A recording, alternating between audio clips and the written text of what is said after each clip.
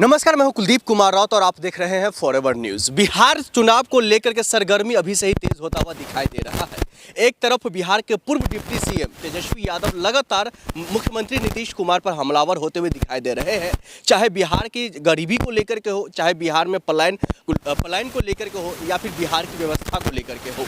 तो वहीं दूसरी तरफ चाहे नीतीश कुमार या फिर एनडीए के तमाम जो बड़े नेता है वो लगातार बिहार की चर्चा करते हुए दिखाई दे रहे हैं। जो जब से मैं यानी कि मुख्यमंत्री नीतीश कुमार रहा था, उसके बाद से सिर्फ और सिर्फ बिहार का विकास हुआ है। इसी पर चर्चा करने के लिए हमारे साथ राजनीति पर लगातार तमाम अपनी बयान जारी करते हुए ब्रिज नारायण शर्मा जी हमारे साथ मौजूद है। पकड़ है राजनीति पर है, पकड़ है, आपका बहुत बहुत स्वागत है। शर्मा जी, किस तरीके से देखते हैं बिहार में चुनाव है, सरगर्मी अभी से तेज है, क्या लग रहा है किसका पलड़ा भारी है? निश्चित रूप से बिहार की सरगर्मी राजनीति की पहले से ही शुरू हो गई है और इंडिया गठबंधन, आपको बता रहा हूं कि इंडिया गठबंधन की सरकार वहां बनने जा रही है। किस बिहार पे आप कह रहे हो जो सरकार बनेगी? वो आपको बता रहा हूं 30-34% पर पूरे देश में भारतीय जनता पार्टी की सरकार बनी है जी। और 32-33% के खिलाफ ये सारे के सारे भारतीय जनता पार्टी के विरोध में आम जनता वोट देती है। पहला कारण।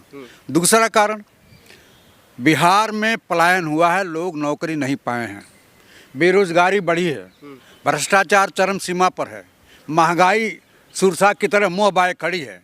लेकिन नीतीश की सरकार और भारतीय जनता पार्टी की सरकार इन सब चीज़ों पर रोक लगाने में पूरी तरह से विफल हो गई है, पूरी तरह से असफल है। आम जनता को राहत चाहिए, चाहे चिकित्सा की हो, चाहे स्वास्थ्य की हो, चाहे शिक्षा की हो, चाहे महंगाई की हो। लेकिन बिहार की सरकार जो भारतीय जनता पार्टी के सहयोग से चल रही है वहाँ पूरी तरह से असफल है। लेकिन आप एक तरफ पूरी तरीके से असफल है, लेकिन वो तो दावा कर रहे हैं जो मैं 20 साल से सत्ता में हूँ और लगातार सिर्फ और सिर्फ विकास कर रहा हूँ, चाहे जंगल राज खत्म की बात हो या फिर बिहार में स्कूल और स्वास्थ्य व्यवस्था बढ़िया करने की बात हो। एक बात बताइए, जहाँ कानून व्यवस्था की आपने कहा है, ये लालू प्रसाद यादव कितने साल पहले मुख्यमंत्री थे? आज उनसे भी बदतर स्थिति बिहार की हो गई है। बिहार के ही एक गृह राज्य मंत्री हैं, उनके भांजे को गोली मारी जाती है, उनकी बहन भी गोली से घायल होती है। जहां करोड़ों रुपया दिन दहाड़े सोने चांदी की दुकान पर लोग राहजनी और डकैती डालते हैं, वहाँ कानून व्यवस्था को आप कहते हैं कि बहुत सुदृढ़ है। अगर कानून व्यवस्था सुदृढ़ है तो केंद्रीय गृह मंत्री राज्य मंत्री का भांजा गोली से घायल होता है, इसको आप क्या कहेंगे? आप तो पढ़े लिखे आदमी हैं। तो निश्चित रूप से आज बिहार में जंगल राज कायम है। जहाँ दरोगा मारा जाता हो, जहाँ शराबबंदी है, उसके बावजूद भी शराब आप जैसे चाहें, जितने बजे रात को चाहें, शराब आपको मिल जाएगा।